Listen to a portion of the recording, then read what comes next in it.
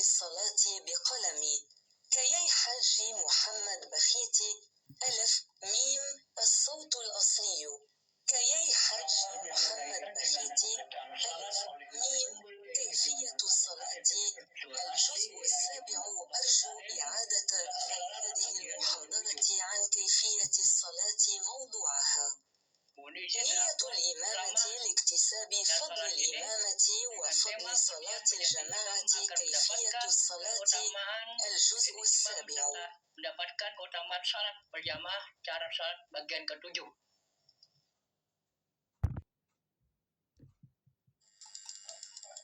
نأمل أن تكتسبوا من الجزء الأول إلى السابع من دروس كيفية الصلاة معلومات دينية إضافية وافية للمستقبل. كما أن طلب العلم أو جزء منه فريضة واجبة على المسلمين وخاصة. لذا يعد هذا الجزء بالغ الأهمية في كيفية الصلاة. لذا ينصح بذكر السور والآيات القرآنية والأحاديث النبوية التي تشكل مقدمة للجزء السابع من دروس كيفية الصلاة.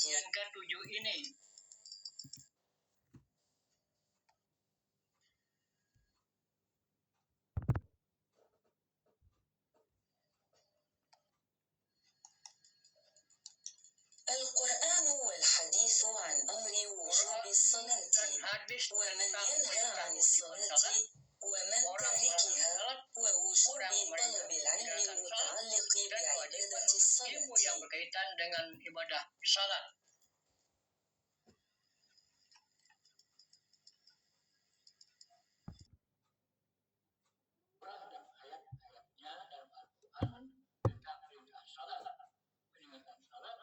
Larang salat dan menuntut ilmu agama yang berkaitan dengan salat. Pertama adalah perintah salat, Al-Baqarah ayat 43.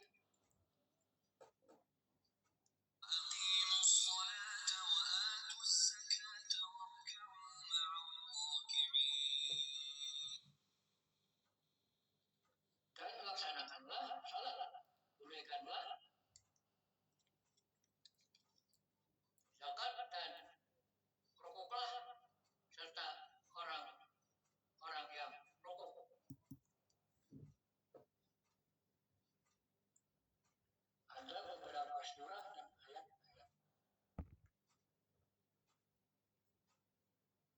42, 43 dan 44.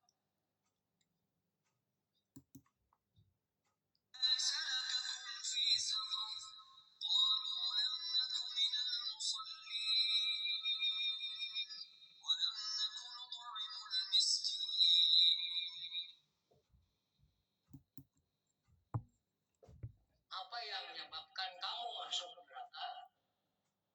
Mereka menjawab, dahulu kami tidak termasuk orang-orang melaksanakan salat dan kami juga tidak memberi makan orang miskin.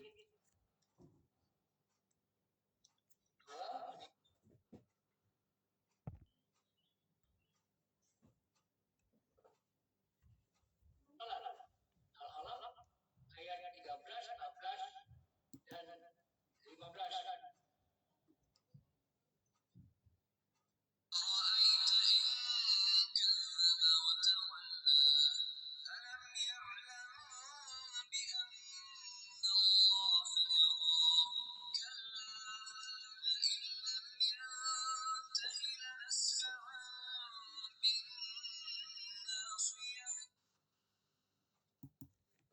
Bagaimana pendapatmu jika dia melarang itu mendustakan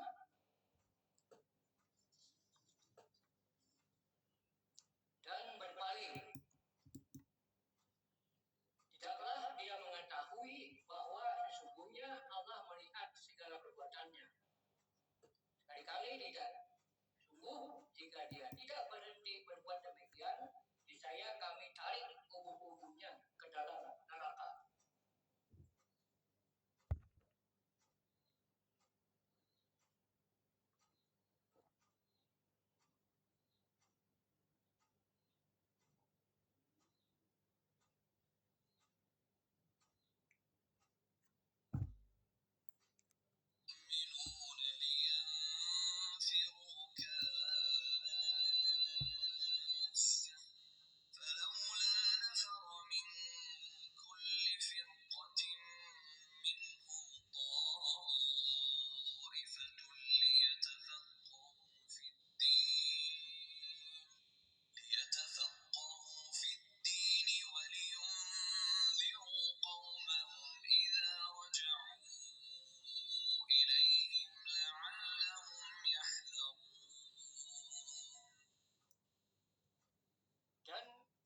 tidak sepatutnya orang-orang mukmin itu semuanya pergi ke medan perang. Mengapa sebagian dari setiap golongan di antara mereka tidak pergi untuk memperdalam pengetahuan agama mereka dan untuk memberi peringatan kepada kaumnya apabila mereka telah kembali agar mereka dapat menjaga dirinya. Kemudian salah satu sunnah, walaupun ada beberapa sunnah, Nabi Muhammad SAW menganjurkan untuk belajar dan menuntut ilmu. Dalam suatu hadis menyebutkan, barang siapa untuk menempuh jalan untuk mencari ilmu, maka Allah akan mudahkan baginya jalan untuk menuju surga. Hadis riwayat Imam Muslim. Ikuti saja cuplikan dan ringkasan ceramahnya. Yang berkenan, like, subscribe, jangan lupa loncengnya dan share. Terima kasih. Selamat mengikuti. Assalamualaikum warahmatullahi wabarakatuh.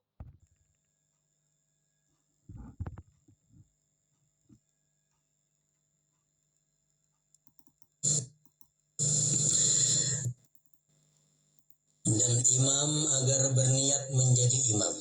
Kalau kita jadi imam, mesti berniat menjadi imam supaya ia mendapatkan keutamaan. Apabila ia tidak berniat menjadi imam, maka salat kaum itu sah apabila mereka berniat makmum dan mereka mendapat keutamaan jamaah. Kalau sembahyang selain Jumat, si imam kada berniat jadi imam, orang di belakang berniat jadi makmum, nah dapat pahala di belakang, imamnya ada.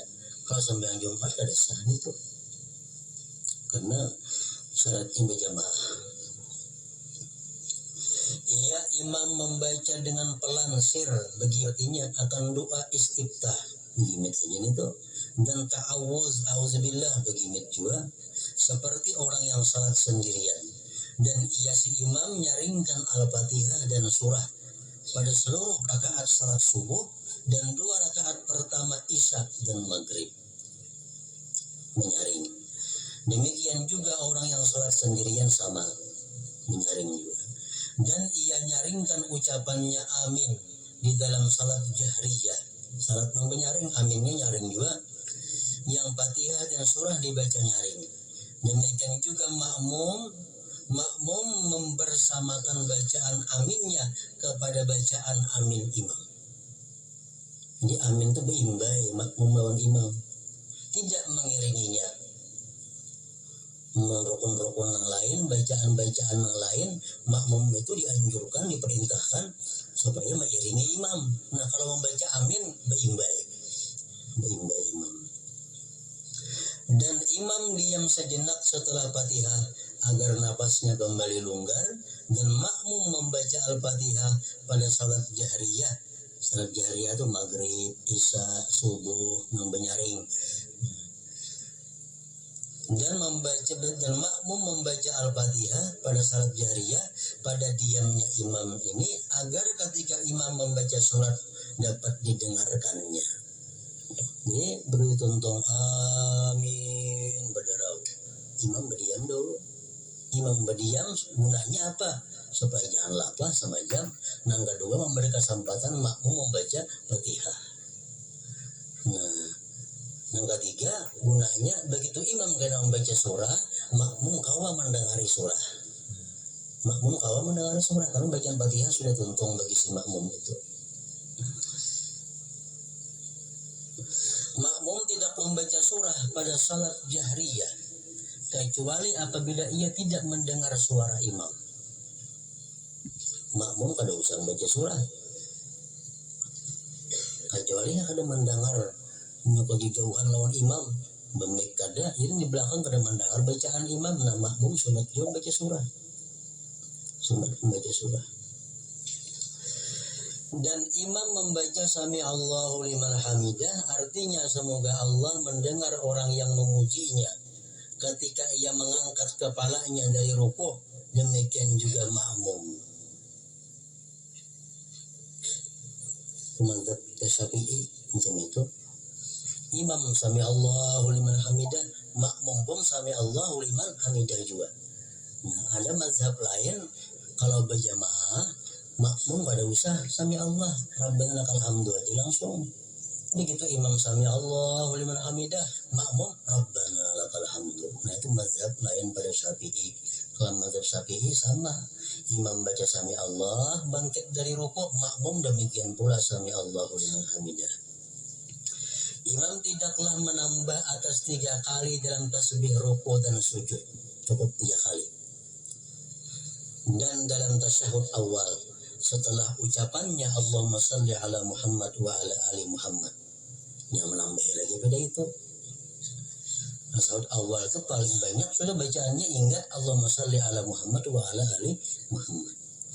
Artinya semoga Allah melimpahkan rahmat atas Muhammad dan keluarga Muhammad. Imam tidaklah menambah apapun. Pada 2 rakaat yang terakhir, imam mencukupkan dengan Al-Fatihah dan ia tidak memperpanjang atas kaum. Harus bersurah lagi rakaat ketiga keempat itu ada lagi surah. Pertama kedua aja bersurah sudah Fatihah. Rakaat ketiga keempat Fatihah aja. Dan pada tasyahud akhir ia si imam tidak menambah doanya atas kadar tasyahud dan salawat atas Rasulullah sallallahu alaihi wasallam. Ini si imam ini kena membaca doa dalam tasyahud itu jangan panjang melebihi daripada tasyahudnya. Kalau sambil sorangan nggak ada jadi masalah. Doa imam tasyahud sepanjang-panjangnya kada apa-apa. Ketika salam si imam, ia berniat membaca salam atas kaum dan malaikat, dan kaum itu berniat menjawabnya dengan ucapan salam mereka. Imam itu bertetap sesaat sehingga manusia selesai salam, dan ia menghadap mereka dengan wajahnya. Yang lebih utama adalah ia tetap jika di belakang kaum laki-laki terdapat kaum perempuan, agar kaum perempuan itu pergi sebelum imam. Ini imam ini di belakangnya ada jamaah bini-bini, imam berdiam dulu di tempat penyampaiannya, sementara binian mulihkan berdahulu. Dan seseorang dari kaum itu tidak berdiri sehingga imam berdiri dan pergi kemana ia kehendaki, yaitu ke kanan dan kirinya. Imam tuh bulik, kalau jadi masalah ke sebelah kanan kah buliknya, jalan kiri kah buliknya, kalau jadi soal. Misalnya lawangnya mau buting lah kiri kanan, imam buliknya ke lawang mana terserah aja itu. Sedangkan kanan itu lebih saya subai, ujar Imam Ghazali.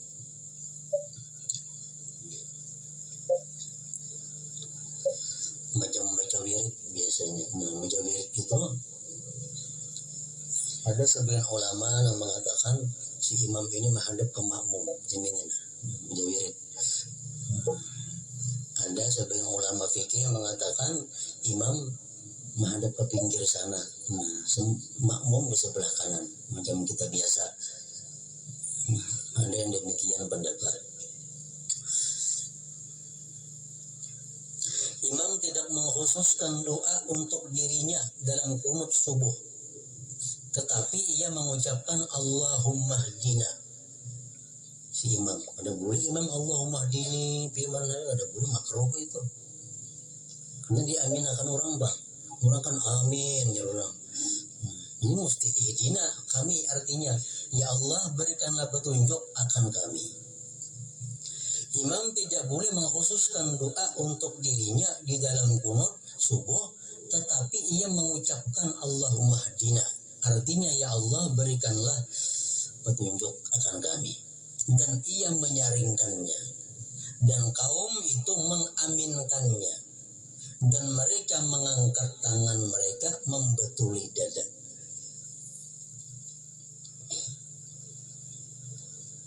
Dan imam tidak mengusap wajahnya ketika selesai berdoa. Jadi mengangkat tangan Mbak Amin Qunut itu membetuli dada. Ada Mbak Amin yang macam ini, ada yang macam ini.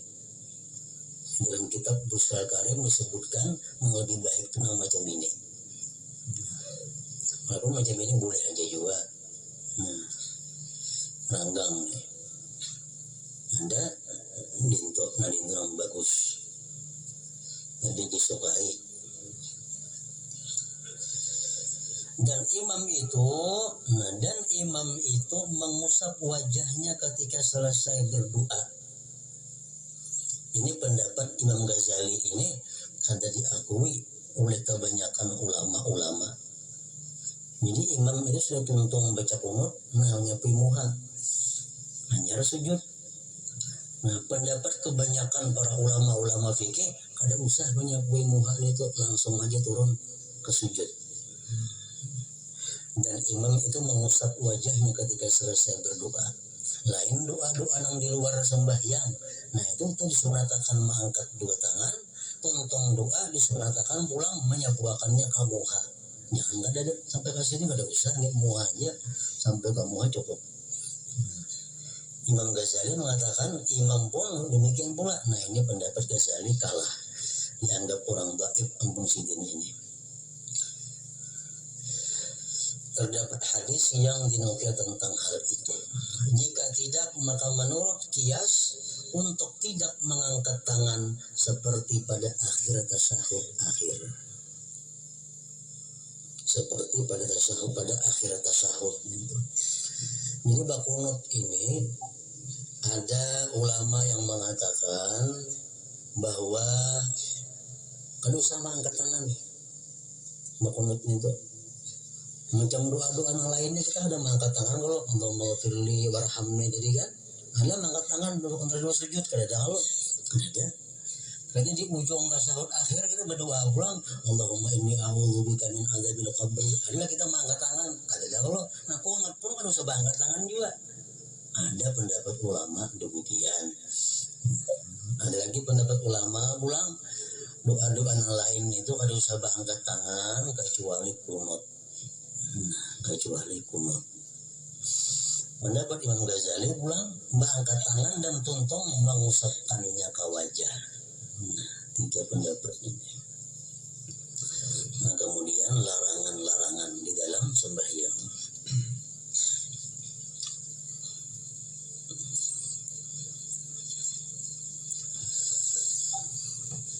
Dalam zikri fa'alam annahu la ilaha illallah Muhammadur Rasulullah la ilaha illallah Muhammadur Rasulullah la ilaha illallah Muhammadur Rasulullah la ilaha illallah la ilaha illallah la ilaha illallah la ilaha illallah la ilaha illallah Allahu Allah Allahu Allah Allahu Allah Allahu Allah Allahu Allah Allahu Allah Allahu Allah Allahu Allah Allahu Allah Allahu Allah Allahu Allah Allahu Allah la ilaha illallah Muhammadur Rasulullah la ilaha illallah Muhammadur Rasulullah la ilaha illallah Muhammadur Rasulullah la ilaha illallah Al-Fatihah.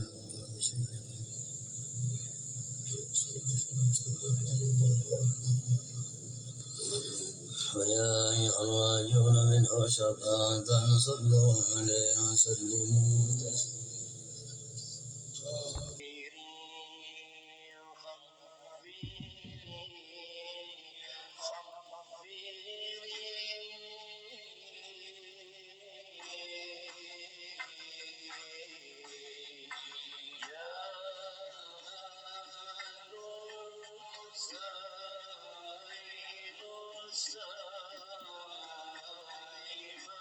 Selesai bagian ke-7 salat narasumber dari guru kita Kiai Haji Muhammad Baik AM dari bagian 1 sampai dengan bagian ke-7.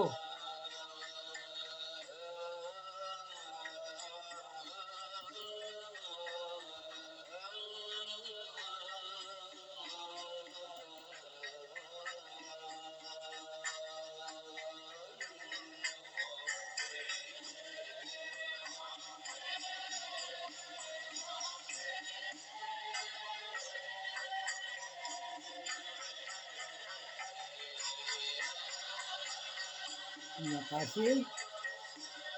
Assalamualaikum warahmatullahi wabarakatuh. Sampai jumpa.